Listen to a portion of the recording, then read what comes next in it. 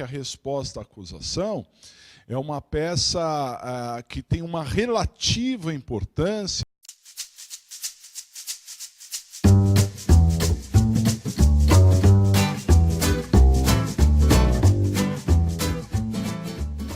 Eu sou Rodrigo Capobianco e nós, como já estamos criando aqui uma tradição, é dia de falar de assuntos criminais, assunto penal, direito processual penal, legislação penal especial, prática também, né? Então a gente está mesclando um pouco, falando de assuntos diversos aqui para vocês, sempre com esse viés prático para você que está se preparando aí para concursos públicos, para a OAB, para você que já atua na área principalmente, né? Que precisa de algum detalhe ou outro da advocacia. Sempre lembrando, conforme o Benê já colocou aqui para nós, você pode se comunicar com penal@legale.com.br, pode mandar e-mail que a gente vai se comunicando, né? A gente vai trocando algumas ideias aqui para enriquecer a nossa advocacia criminal, para que a gente, a cada dia, se torne um pouquinho melhor. Eu também quero trocar essas ideias com vocês, porque vocês têm a realidade aí de vocês, não é? Eu não quero ficar apenas no meu mundinho aqui sobre os assuntos que eu costumo passar nesses anos. Eu quero saber o que está acontecendo com a sua advocacia espalhado aí pelo Brasil afora, né? O que você está passando, porque tudo isso acaba sendo enriquecedor para todos nós, ok? Bom, hoje o tema que eu vim propor é um tema eminentemente prático, processual penal, né? Eu até trouxe um case aqui para a gente analisar. O nosso objetivo da aula é que a resposta à acusação é uma peça que tem uma relativa importância, a gente já até tratou dela em alguns momentos aqui, e ela tem uma relativa importância, isso eu explico, porque ela é uma peça nova, trazida no sistema jurídico a partir de uma mudança que nós tivemos na lei, isso em 2008, portanto ela tem aí 10 anos de vida. Se a gente pensar que o Código de Processo Penal tem quase 80 anos de vida, a resposta é uma peça extremamente nova, né? Bastante recente que se trata. E antes da resposta, nós tínhamos uma defesa prévia. Nós trabalhávamos com a defesa prévia. A defesa prévia, realmente, ela não era para entrar no mérito, não é? Mas a resposta, ela se dá também para entrar no mérito. Daí a importância dessa dita resposta a acusação. Só que será que sempre nós vamos entrar no mérito? Isso nós vamos discutir aqui. Nós vamos saber, né, chegar à conclusão se sempre é viável entrar no mérito aqui quando se fala de resposta à acusação. Ok? Para falar de resposta, acho que valeria a gente falar um pouco sobre o procedimento ordinário, porque o procedimento ordinário previu a resposta à acusação, né? O procedimento ordinário tratou sobre esse assunto. Então, olha só, o procedimento ordinário, que está previsto no artigo 394 e seguintes, tem a seguinte sequência. Então, a sequência do procedimento comum ordinário é essa daqui, ó. Nós temos o oferecimento da denúncia ou queixa. Depois nós temos o recebimento da denúncia ou queixa. Na sequência, nós temos a citação. Depois vem uma resposta à acusação. E essa resposta à acusação gera uma decisão que pode ser de absolvição sumária ou não. Vamos tratar sobre isso. E se não absolver sumariamente, que seria uma absolvição antecipada, teremos no procedimento ordinário uma audiência de instrução, debates e julgamento. Hoje em dia o procedimento comum ordinário é esse. Aí vocês podem me dizer, mas e os outros procedimentos, professor? Então, e os outros procedimentos como é que fica? Os outros procedimentos são muito parecidos com o ordinário. Se você souber essa sequência do ordinário, você se dá muito bem, você fará ali um bom processo penal. Também vale destacar que, de acordo com o artigo 394, parágrafo 5º, o parágrafo 5º do artigo 394, diz que aplica-se subsidiariamente aos procedimentos sumário, sumaríssimo e especial. Então, aplica-se subsidiariamente ao sumário, sumaríssimo e especial, o ordinário. Então, essa questão da resposta, que está prevista aí no ordinário, ela se aplica a muitos procedimentos. Além disso, olha só outro item que muitos passam batido. No próprio artigo 394, e aí no parágrafo 3º do artigo 394, parágrafo 3º, diz que se aplicam as disposições do 395 ao 398, do 395 ao 398 se aplicam a todos os procedimentos criminais de primeira instância.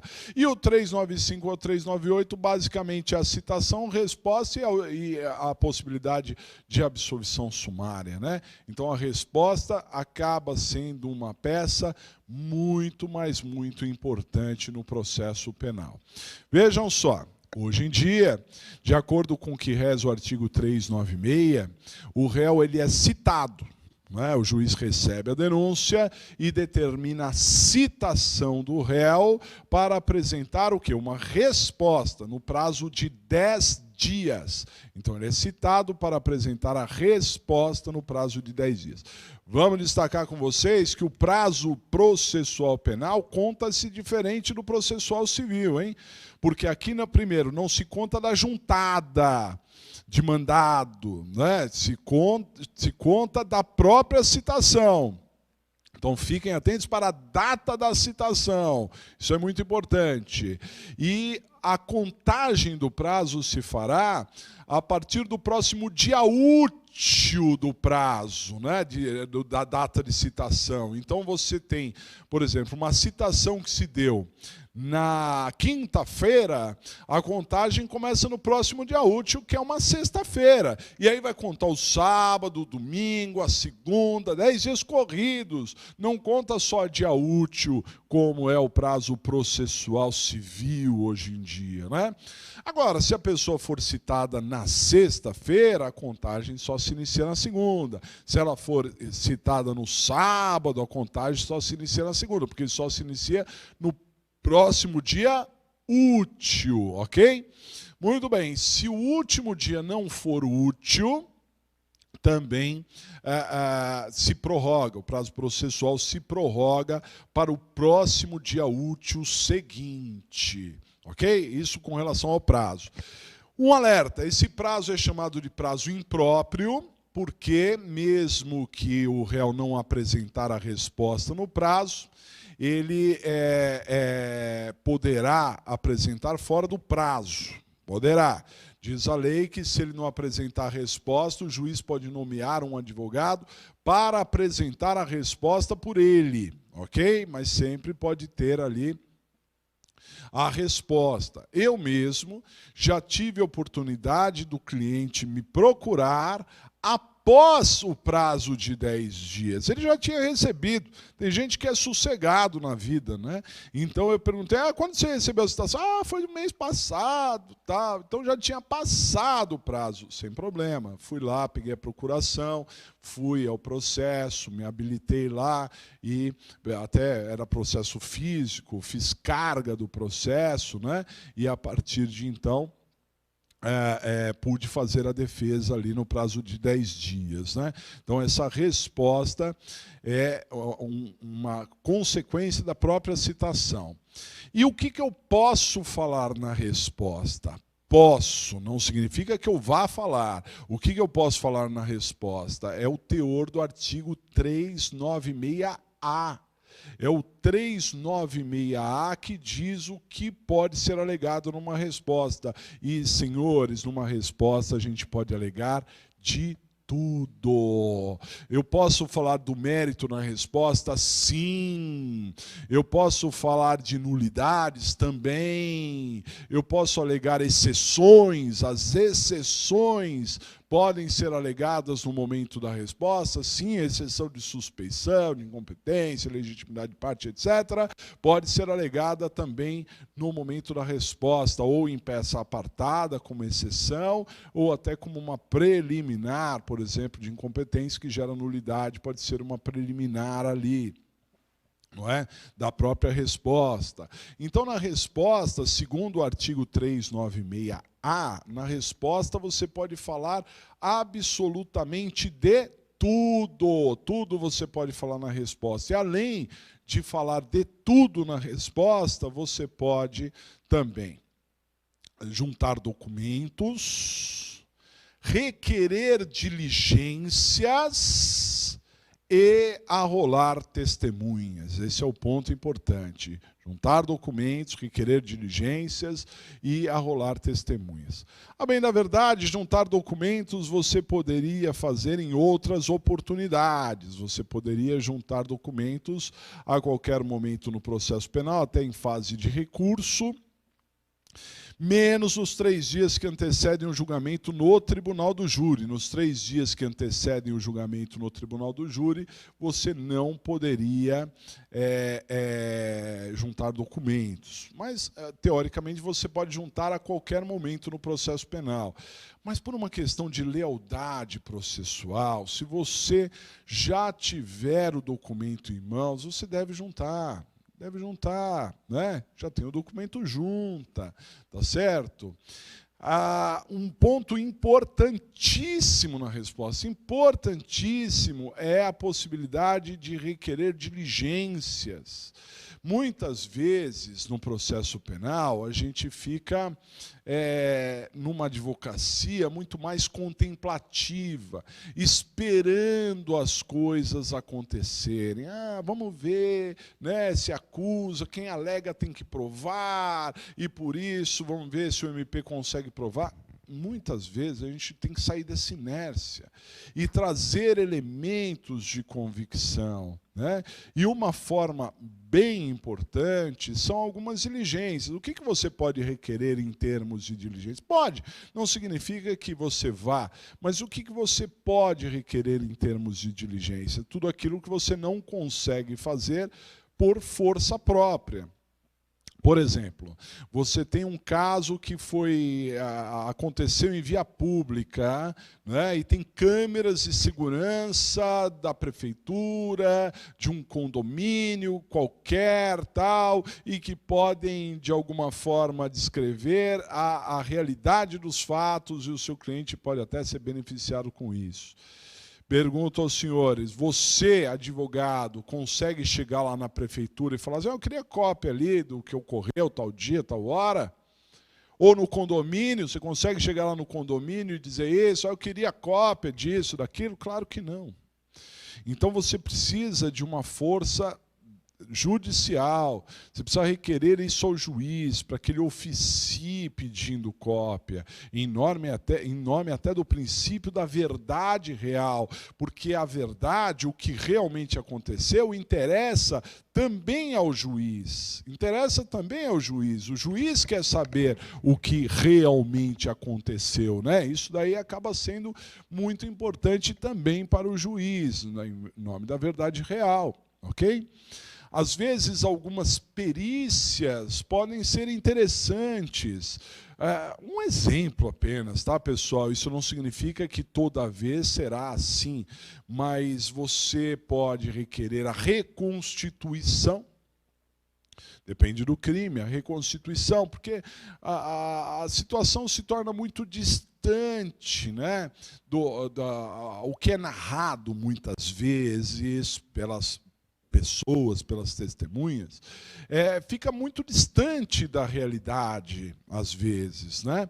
Então, eu cito um exemplo aqui. Uma vez, um cliente meu respondia por homicídio, homicídio, que não é o ordinário, mas rigorosamente a regra é a mesma e poderia ter a resposta no mesmo sentido. E ele foi acusado de ter praticado esse homicídio num bar. O domicílio dele era numa rua e o bar era em outra rua, qualquer ali do bairro, né? De longe, não é? A gente não consegue perceber. Eu fui ao local dos fatos, não é? Eu fui ao local dos fatos para constatar, e aí sabe o que eu vi? Que o bar era muito, mas muito próximo da moradia do réu. Era outra rua, mas era uma rua que era cruzamento. Ele morava num quarteirão, chegava à esquina, virava a esquina, nem entrava muito na esquina, já era o bar.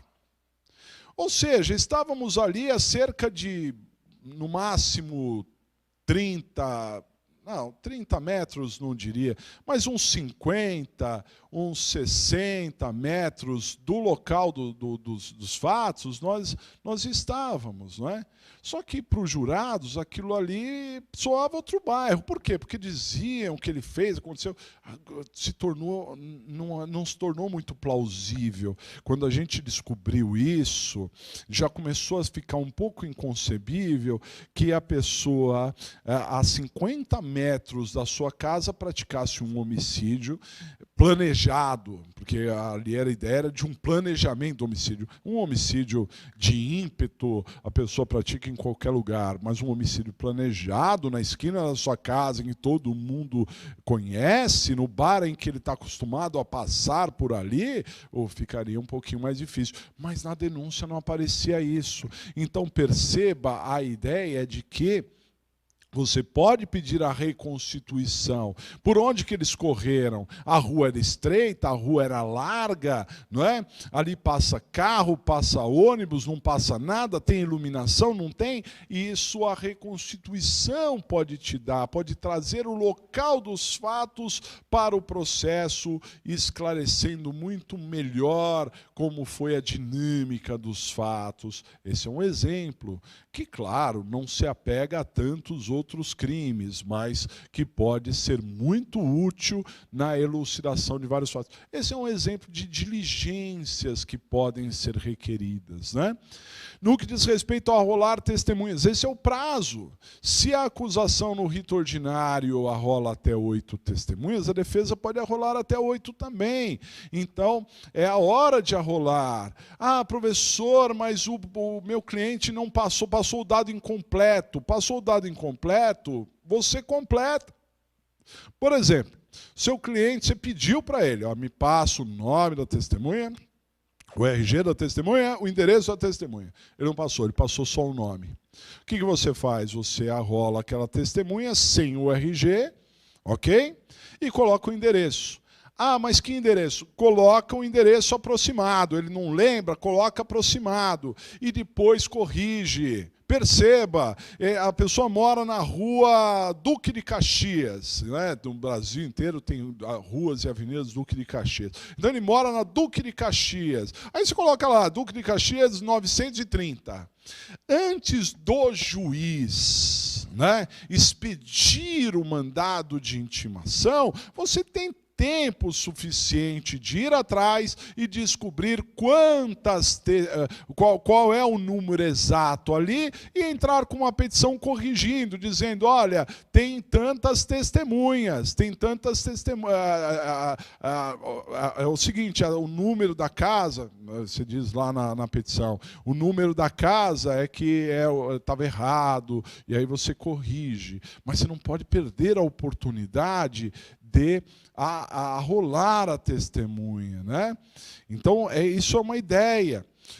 Às vezes a gente tem o dativo, a gente trabalha como advogado pela Defensoria Pública, convênio com a OAB, e aí não tem contato com o réu. Arrola o quê? Arrola as mesmas que a acusação. Ah, mas eu posso arrolar as testemunhas de acusação? Claro, pode arrolar. Às vezes é muito útil, inclusive, arrolar. Tem alguma testemunha de acusação que você adoraria ouvir, não é? Seria importante, aí você não arrola, vem o MP e desiste dela. Se o MP desistir dela, você dançou, ela não vai ser ouvida. Mas se você arrolou, ela vai vai ser ouvida, porque o juiz vai te perguntar se você desiste ou não desiste, se você insiste ou não naquela testemunha. Você não fica na dependência do MP, né? Então também é um momento muito importante esse de arrolar testemunhas. Não se esqueçam disso. Diz o artigo 396A que você pode argumentar de tudo você pode argumentar. Pode. Na teoria você pode, né? Na prática é um pouco diferente. Por quê? Porque a gente, quando faz resposta à acusação, a gente precisa lembrar do que vem depois da resposta. E o que vem depois da resposta? Vem a decisão do juiz de absolvição sumária ou não. É muito raro o juiz absolver sumariamente. Isso por quê? Porque os casos de absolvição sumária são muito restritos, são poucos os casos de absolvição sumária, né? Então eles são muito restritos. Mas, de qualquer maneira, ainda além disso, além da restrição dos casos de absolvição sumária, do artigo 397, vale destacar que se o juiz não absolver sumariamente o réu, o juiz pode absolver ao final do processo.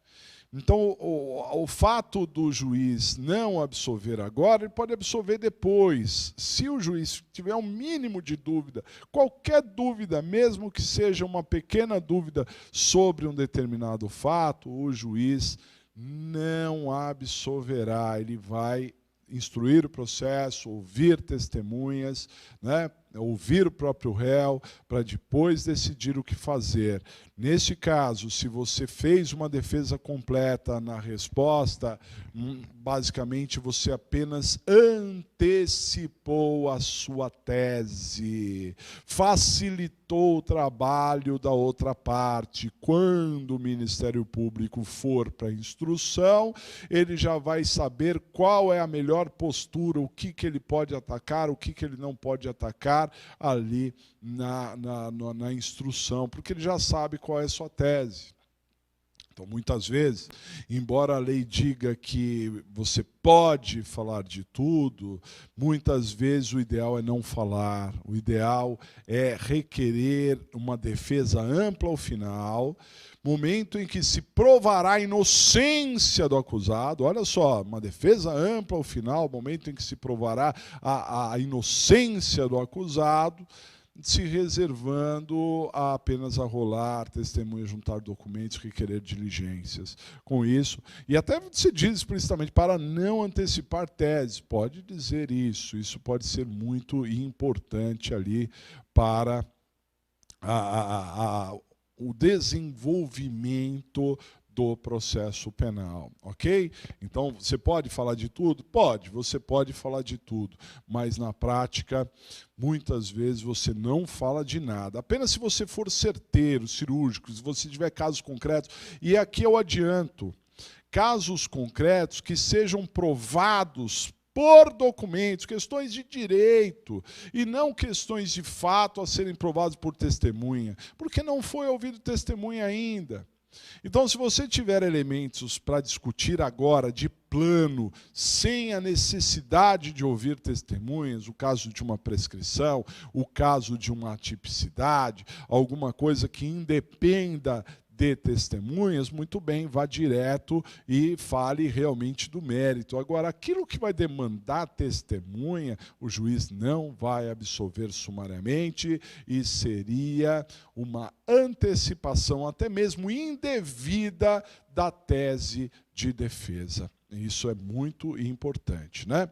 Bom, para ilustrar tudo isso que nós estamos falando aqui, eu lembro aos senhores que no último exame da OAB, exame que se deu aí no começo de junho, né, no começo deste mês, há 2 semanas, né, nós tivemos aí o exame da OAB, caiu uma peça chamada Resposta à Acusação. Então, o que nós fizemos? Nós pegamos, transcrevemos aqui o problema da OAB, que caiu agora no último exame, né, descrevendo ali uma conduta, e eles pediam para fazer uma peça, que era a resposta, e nesse problema também tem os eventuais argumentos que nós utilizaríamos. Então nós vamos pegar esse case trazido pela OAB para verificar esse enfoque prático, como é que a gente aplicaria uma resposta à acusação neste caso. Dá uma olhadinha. Então, a prova da OAB, segunda fase do exame 25, né, abordou este problema aqui, ó, seguinte caso. Então, disse lá a OAB. Patrick, nascido a 4/6/1960, tio de Natália, jovem de 18 anos, estava na varanda de sua casa em Araruama, em 5/3/2017, no interior do estado do Rio de Janeiro, quando vê o namorado de sua sobrinha, Lauro, agredindo-a de maneira violenta, em razão de ciúmes.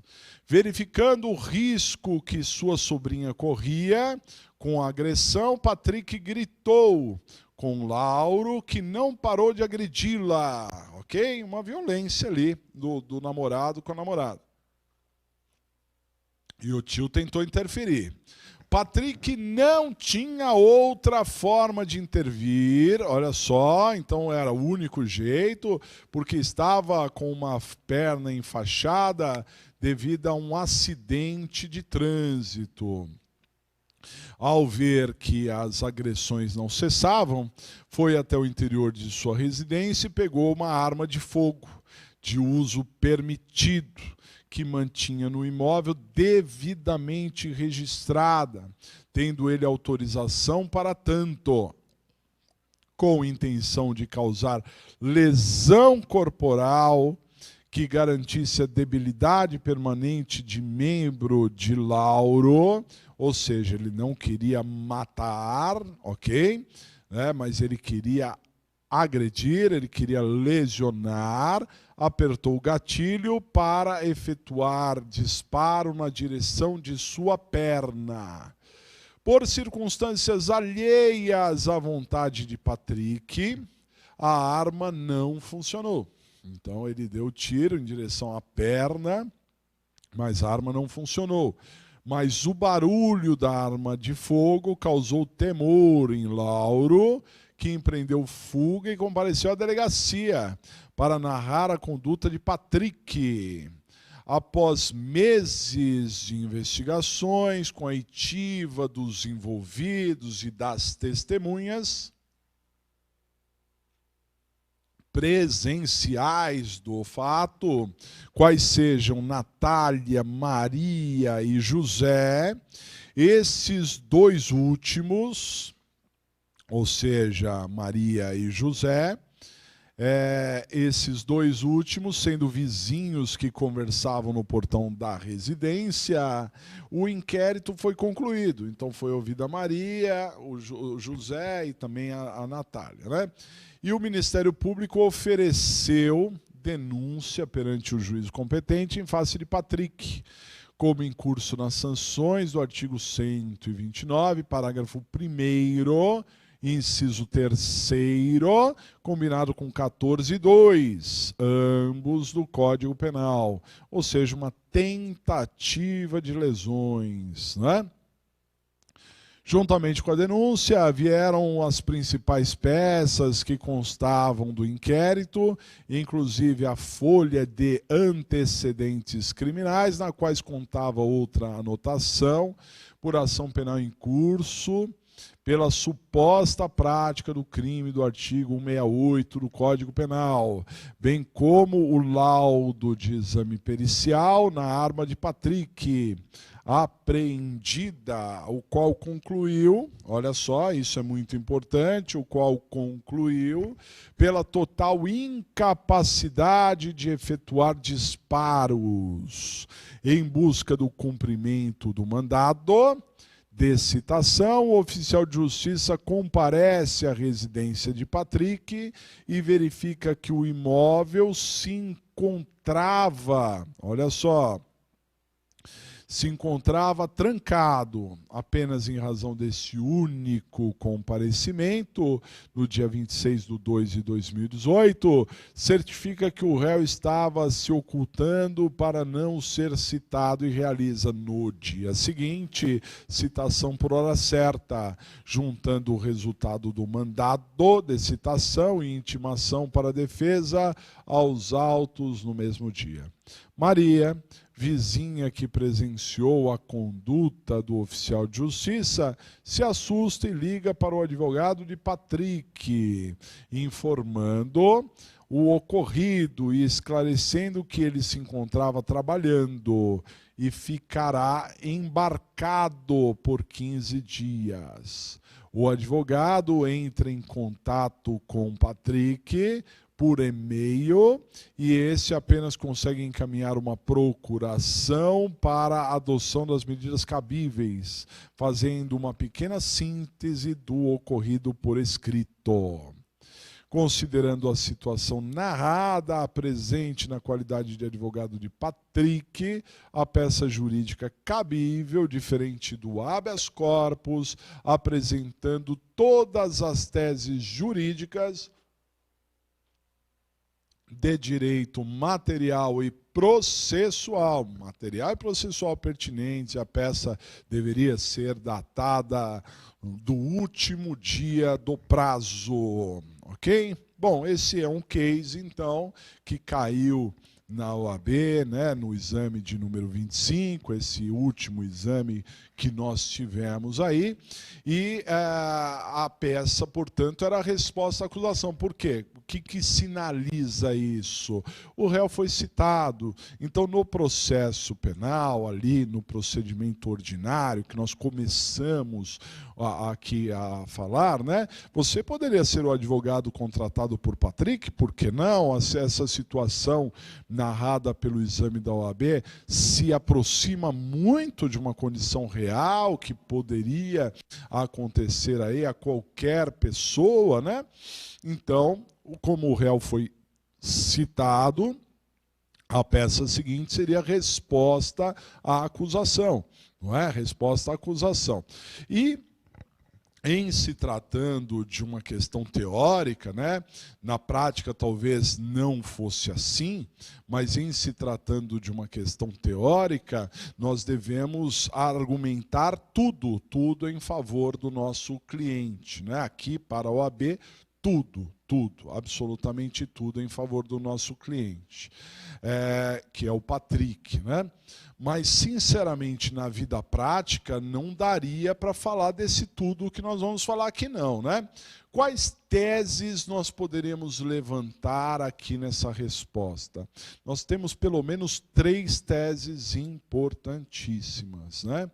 A primeira delas é sempre quando a gente analisa um crime, né, quando a gente tem ali o nosso cliente, nós temos as teses de defesa, né? E das teses de defesa, e aliás, neste mês, nas próximas aulas aí, nós vamos falar, o mês que entra, nas próximas aulas, vamos falar das teses de defesa, hein? Não se esqueçam disso, a gente vai falar sobre alguns assuntos de defesa aqui muito importantes na sequência, tá?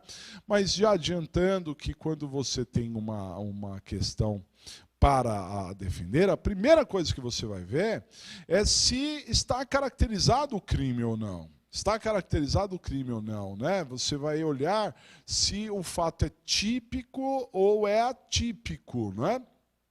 Veja, qual é a acusação que pesa contra o Patrick?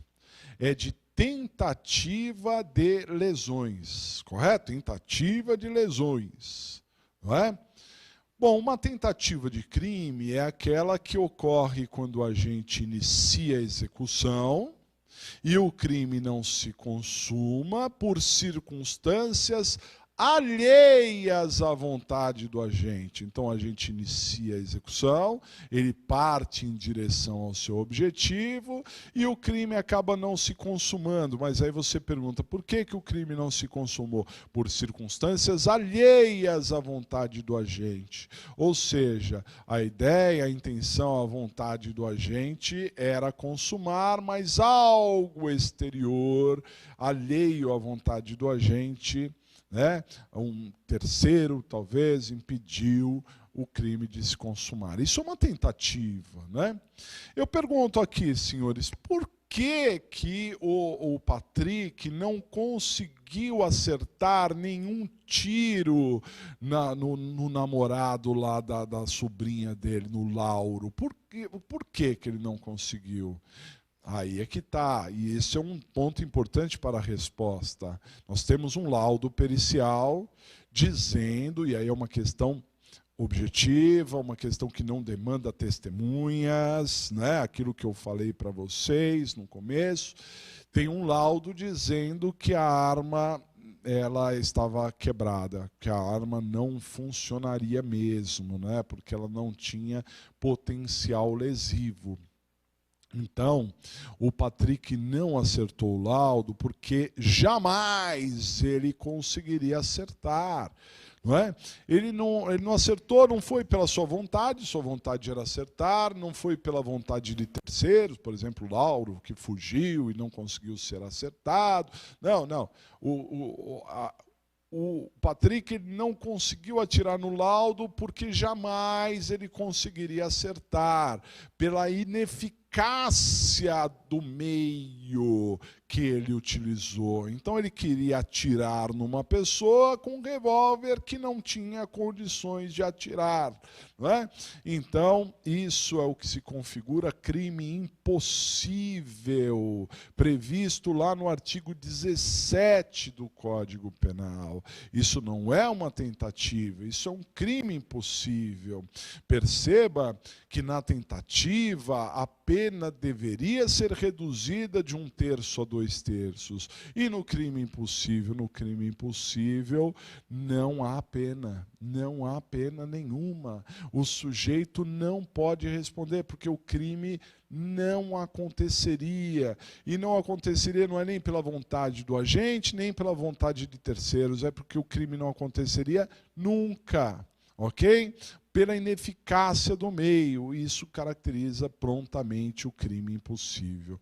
Assim sendo, uma tese que você deveria desenvolver aqui na resposta, sem dúvida nenhuma, seria da atipicidade. Ele está sendo acusado de um crime, não é? Que é a tentativa de lesão, mas não é uma tentativa, é um crime impossível. E a atipicidade geraria, sem dúvida nenhuma, a absolvição sumária, que é o que nós temos depois da resposta, a possibilidade de absolvição sumária nos termos do artigo 397, inciso 3º. Então, isso daria, sem dúvida, na prática também para argumentar, porque você tem um laudo dizendo isso, não demanda uma dilação probatória para discutir esse tema. O laudo já diz por si só essa possibilidade.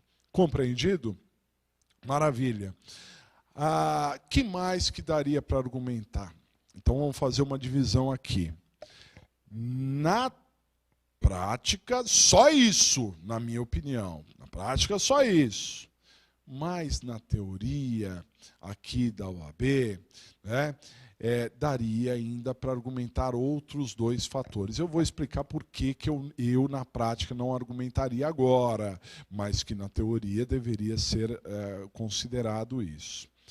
Quando você analisa uma conduta do seu agente, como eu disse, a primeira coisa que você vai ver é se o crime está caracterizado, não é? E para um crime estar caracterizado, o fato precisa ser típico, e além de típico, ele tem que ser ilícito. Ele tem que ser típico e ele tem que ser ilícito, ok?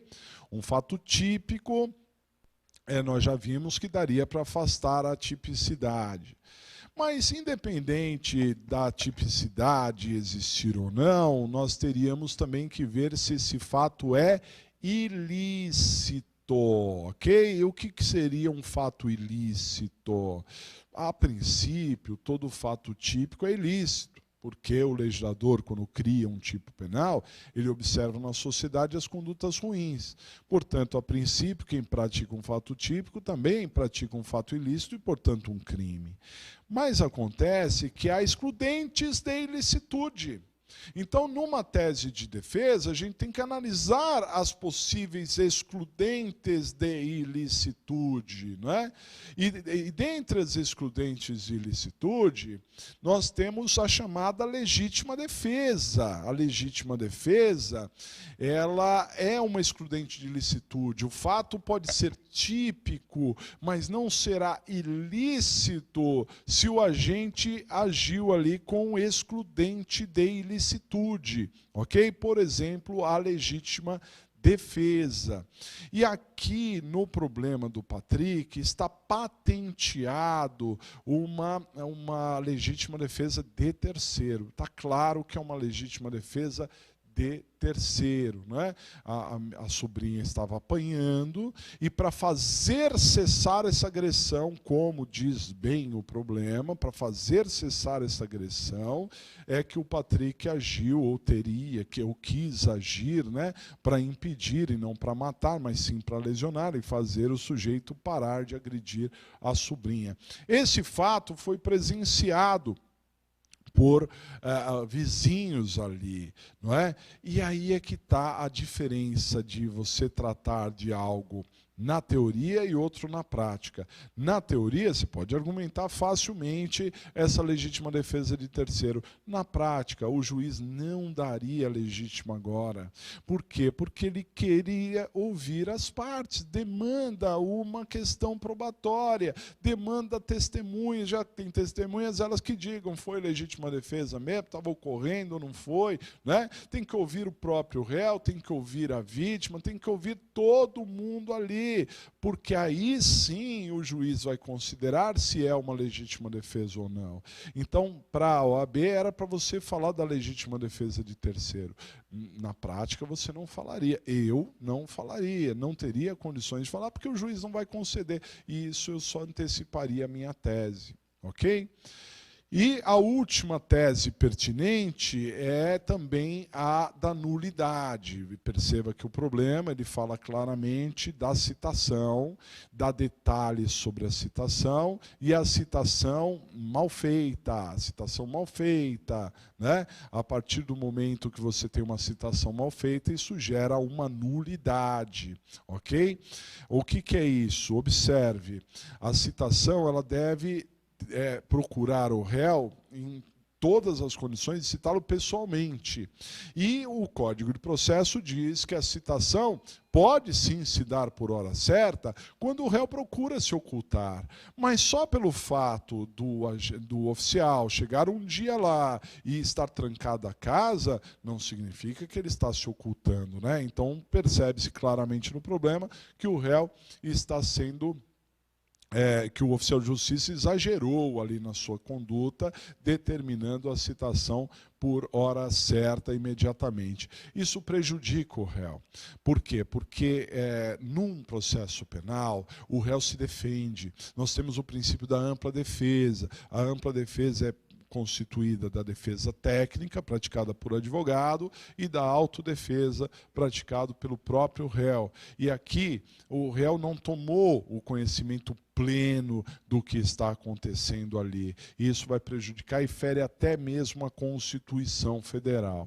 Só que eu não argumentaria isso agora, porque se eu anular, vai vir a citação logo na sequência, o que isso vai me adiantar? Eu guardaria essa nulidade que tem cunho absoluto para alegar no final do processo, porque aí é uma defesa a mais para anular e começar tudo de novo. Vamos imaginar que o processo esteja ruim para o réu, nós poderemos anular e começar ele todo de novo. Assim, dessas três teses, legítima defesa, atipicidade pelo crime impossível e nulidade, três teses que você deveria falar para o exame de ordem, era o que eles queriam, na teoria, na prática você falaria apenas sobre o crime impossível.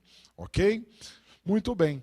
Então agora eu quero passar para vocês um modelo de resposta à acusação, um modelo. Vamos ver esse modelo aí, dá uma olhada, olha só. Modelo de resposta. Primeiramente, o endereçamento, né? Nós vamos mandar essa resposta para o juiz da vara criminal. No caso aqui do exame da OAB, é da Vara Criminal de Araruama, né? Vara Criminal de Araruama. Excelentíssimo senhor doutor, juiz de direito da Vara Criminal de Araruama, da comarca de Araruama, lá no Rio, não é? Porque o problema menciona isso, mas é claro que você usaria isso para qualquer situação. Apenas fique atento, porque se for um crime federal, nós temos que chamar o juiz não de direito, e sim juiz federal, da Vara Criminal Federal, da subseção judiciária, hein? Não é da comarca. Se for federal, não é da comarca. E se tratar do Distrito Federal, o Distrito Federal não é dividido em comarcas, e sim em circunscrições judiciárias. Circunscrição judiciária de Planaltina, circunscrição judiciária, né, ali de Brasília, etc. Né? Processo número tal, diríamos ali o processo número tal também. No preâmbulo, a gente diria o nome do nosso cliente, que é o Lauro, né? Com o seu nome completo, e não precisaríamos qualificá-lo, porque, afinal de contas, o Lauro já está qualificado nos autos, já teve inquérito, o problema menciona que teve inquérito ali por bastante tempo, né? Por seu advogado, ao final firmado, procuração anexa, vamos juntar a procuração nesse momento. Vem a presença de Vossa Excelência apresentar resposta à acusação nos termos do 396 e 396-A do CPP, pelos fatos e fundamentos a seguir expostos, né? Então a resposta teria essa fundamentação no 396 e também no 396-A. Na sequência, nós, nos fatos, teríamos que narrar o histórico, contar o que está acontecendo, né, de que maneira está acontecendo, sem argumentar, porque não é a hora de argumentar, a resposta você não, nos fatos você não argumenta, e depois no direito você desenvolve as teses. Aqui vale lembrar os senhores que nós temos duas teses de mérito e uma tese que não é de mérito, que é a nulidade. Então, toda vez que você tiver duas teses de mérito e uma que não é de mérito com uma nulidade, a nulidade vem antes. Então, seria preliminarmente, o processo está nulo por isso e por aquilo, e a gente discutiria ali a questão da citação. No mérito, o fato é atípico ou tem a excludente de ilicitude, seriam as duas coisas que nós argumentaríamos ali também, ok?